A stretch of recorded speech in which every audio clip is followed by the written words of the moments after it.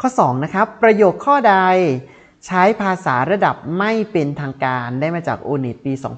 2565 นะครับเป็นภาษาระดับไม่เป็นทางการดังนั้นจะใช้ภาษาพูดนะครับ 1. ผู้ป่วยกรุณา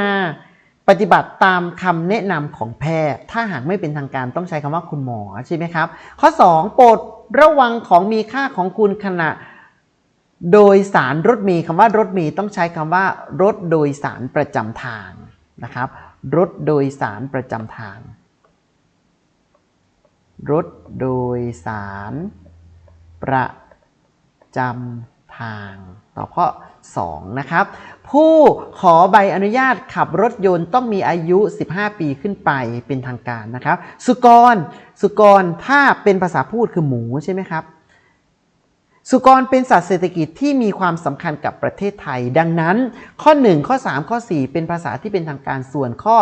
2ไม่เป็นทางการเพราะมีคำว่ารถมีเราต้องใช้คำว่ารถโดยสารประจำทางถึงจะเป็นทางการดังนั้นคำตอบก็อยู่ข้อที่2นั่นเองครับ